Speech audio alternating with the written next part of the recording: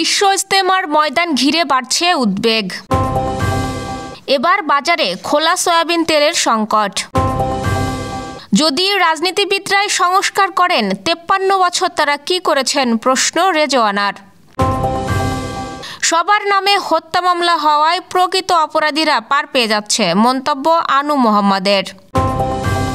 12 মাসে 8 বোনাস নেন শিক্ষা বোর্ডের কর্মকর্তা কর্মচারীরা। দলীয় রাজনীতির ব্যানার সবসময় সাধারণ শিক্ষার্থীর বিরুদ্ধে দাঁড়িয়েছে। নোয়াপাড়া ইউনিয়নের চেয়ারম্যান তুহিন আটক। যশোর মোটর পার্টস ব্যবসায়ী সমিতির নির্বাচনে ঠান্ডু বাপ্পি পরিষদের জয় জয়কার। 3 জেলার ওপর দিয়ে বইছে শৈত্যপ্রবাহ। শুনছিলেন দিনের খবরের প্রধান শিরোনাম, এবার বিস্তারিত। তার আগে গ্রামের কাগজের ইউটিউব চ্যানেল সাবস্ক্রাইব করুন এবং সব খবর পেতে ফেসবুক পেজ ফলো করে রাখুন। 2025 সালের বিশ্ব ইজতেমার আগেই 2024 সালে জোর ইজতেমাকে ঘিরে ময়দানের চারিদিকে বাড়ছে উদ্বেগ ও উত্তেজনা। 2018 সালের মতো শৃঙ্খলা অবনতির আশঙ্কা করছে অনেকে। এই আশঙ্কা শুরু হয়েছে গতকাল বৃহস্পতিবার দিনভর নানা ঘটনার মধ্য দিয়ে। গাজীপুরের টঙ্গীর বিশ্ব ইজতেমার ময়দান এলাকায় হামলা চালিয়ে সাতপন্থীদের গাড়ি ভাঙচুরের অভিযোগ উঠেছে মাওলানা জুবায়ের অনুসারীদের বিরুদ্ধে। এ ঘটনায় সাতপন্থীদের ইজতেমা আয়োজক কমিটির মুরব্বী মাওলানা বশির, মাওলানা আতাউর, প্রকৌশলী মহিবুল্লাহ সহ 5-6 জন আহত হন।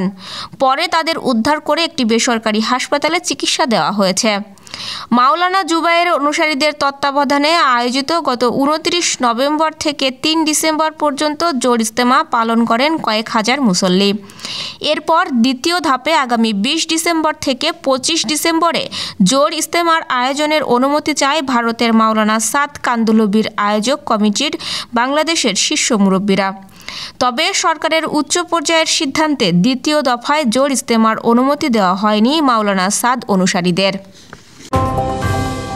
ভোজ্য তেলের দাম বৃদ্ধির কয়েকদিন পরও এখনও পুরোপুরি স্বাভাবিক হয়নি সরবরাহ। বাজারে বোতলজাত সয়াবিন তেলের সরবরাহ ঠিক থাকলেও খোলা তেলের সংকট তৈরি হয়েছে। বিক্রেতারা বলছেন দাম বেশি হওয়ায় খোলা তেল কম দিচ্ছে মিলগুলো। প্রতি লিটার বোতলজাত সয়াবিন তেল 175 টাকায় বিক্রি হচ্ছে, আর খোলা সয়াবিন তেল কিনতে হচ্ছে 185 টাকা লিটারে। বাজারে বোতলজাত সয়াবিন তেলের সংকট বেড়ে যাওয়ার প্রেক্ষিতে গত সোমবার নতুন দাম নির্ধারণ করা হয়। ওই দিন ভোজ্য তেলের দাম নির্ধারণ নিয়ে ব্যবসায়ীদের সঙ্গে বৈঠক শেষে সচিবালয়ে বাণিজ্য উপদেষ্টা শেখ বশির উদ্দিন জানান, সয়াবিন তেলের দাম লিটারে 8 টাকা বৃদ্ধি করা হয়েছে। এতে বোতলজাত সয়াবিন তেলের দাম 167 টাকা থেকে 175 টাকা করা হয়, আর খোলা সয়াবিনের দাম লিটারে 149 টাকা থেকে 157 টাকা হয়। নতুন দাম নির্ধারণের পরই বাজারে বোতলজাত সয়াবিন তেলের সরবরাহ স্বাভাবিক হয়ে আসে। রাজনীতিবিদরা সংস্কার করতে পারবেন কিনা তা নিয়ে প্রশ্ন তুলেছেন অন্তর্বর্তী সরকারের পরিবেশ উপদেষ্টা সৈয়দা রেজওয়ানা হাসান। শুক্রবার সকালে রাজধানীর গুলশানে শব্দদূষণ নিয়ন্ত্রণে সচেতনতা বৃদ্ধি ও ব্যক্তিগত গাড়ি চালকদের পুনর্প্রশিক্ষণ অনুষ্ঠান শেষে সাংবাদিকদের এক প্রশ্নের উত্তরে তিনি এসব কথা বলেন। পরিবেশ উপদেষ্টা বলেন, যদি রাজনীতিবিদরাই সংস্কার করেন তাহলে গত 53 বছর তারা কি করেছেন। রাজনীতিবিদরাই যদি সংস্কার করতে পারেন তাহলে আমাদের দায়িত্ব নিতে হতো না। তাই প্রয়োজনীয় সংস্কার শেষে প্রধান উপদেষ্টা নির্বাচনের রোডম্যাপ ঘোষণা করবেন। সবার নামে হত্যা মামলা গ্রহণযোগ্য নয়। প্রকৃত অপরাধীরা পার হয়ে যাচ্ছে, তাদের জামিন হয়ে যাচ্ছে। আদালত কি স্বাধীনভাবে কাজ করছে নাকি আগের মতোই আদেশক্রমে রায় দিচ্ছে? বৃহস্পতিবার রাজধানীর প্রেস ইনস্টিটিউট অব বাংলাদেশে এক অনুষ্ঠানে এসব কথা বলেন অধ্যাপক আনু মোহাম্মদ। অন্তর্বর্তী সরকারকে সতর্ক করে তিনি আরও বলেন, দেশে অর্থনৈতিক সমস্যা বেড়েছে, ভিক্ষুকের সংখ্যা বাড়ছে, ডেঙ্গুতে মানুষ মারা যাচ্ছে। এ ব্যাপারে স্বাস্থ্য মন্ত্রণালয় বা সিটি কর্পোরেশন কি করছে? সরকারের মধ্যে আত্মসন্তুষ্টি ও আত্মস্বীকৃতির ভাব থাকলে সমস্যা বাড়বে। BRAC institute of governance and ডেভেলপমেন্টের আয়োজনে অভ্যুত্থান পরবর্তী বাংলাদেশ মানুষ কি ভাবছে শীর্ষক এই অনুষ্ঠানে পালস সার্ভের দ্বিতীয় ধাপের ফলাফল প্রকাশ করা হয়। কর্মকর্তা কর্মচারীরা সরকার নির্ধারিত বেতন বোনাসের বাইরে ইচ্ছামতো ভাতা ও সম্মানী নিচ্ছেন, যা অনেক ক্ষেত্রে বেতনের চেয়ে কয়েক গুণ বেশি। শিক্ষা বোর্ড ও সংশ্লিষ্ট সূত্রে জানা গেছে, শিক্ষার্থীদের দেওয়া পরীক্ষার উচ্চ ফি থেকে তারা এই বাড়তি আয় করছেন। 12 মাসে নিচ্ছেন 8টি বোনাস।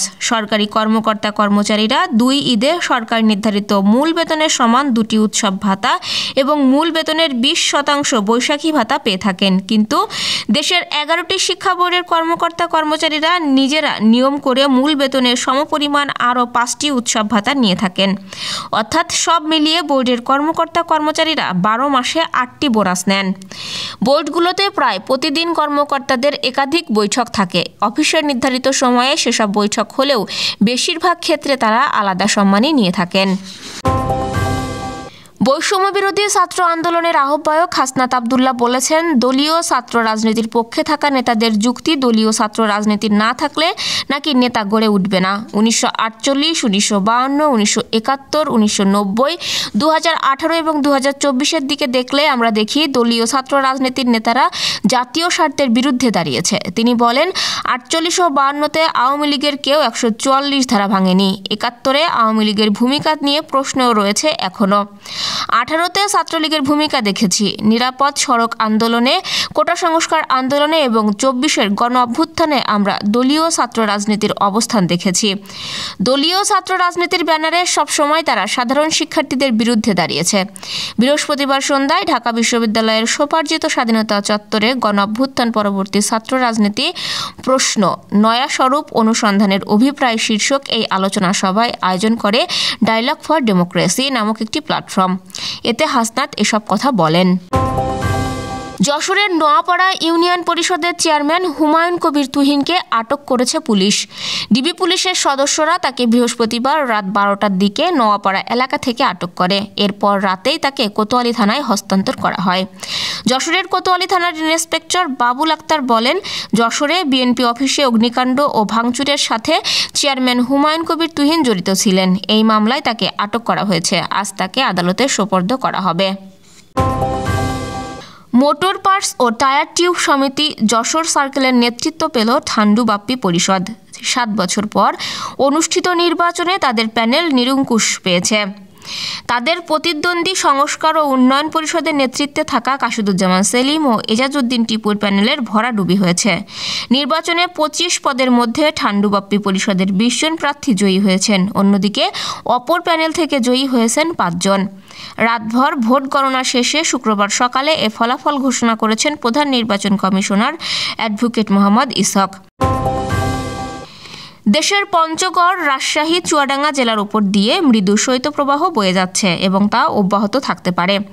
1 সপ্তাহ পর উত্তরাঞ্চলে শৈত্যপ্রবাহ বিস্তারের সম্ভাবনা রয়েছে। শুক্রবার সকালে আবহাওয়া অধিদপ্তরের আবহাওয়াবিদ ডক্টর মোহাম্মদ বজলুর রশিদ এসব তথ্য জানিয়েছেন। আবহাওয়াবিদ বলেন, আপাতত রাজশাহী, চুয়াডাঙ্গা ও পঞ্চগড়ের উপর দিয়ে মৃদু শৈত্যপ্রবাহ বয়ে যাচ্ছে এবং তা অব্যাহত থাকতে পারে। ঢাকায় শৈত্যপ্রবাহ না পড়লে 10 ডিগ্রি অথবা এর কাছাকাছি আসতে পারে। শুক্রবার পঞ্চগড়ের তেঁতুলিয়ায় দেশের সর্বনিম্ন তাপমাত্রার রেকর্ড হয়েছে 8.4 ডিগ্রি, রাজশাহীতে 9.7 ডিগ্রি সেলসিয়াস। ঢাকায় আজ সর্বনিম্ন তাপমাত্রা 15 ডিগ্রি আর সর্বোচ্চ 21.2 ডিগ্রি সেলসিয়াস রেকর্ড করা হয়। এই ছিল দুপুরের আয়োজন। সাথে থাকার জন্য ধন্যবাদ।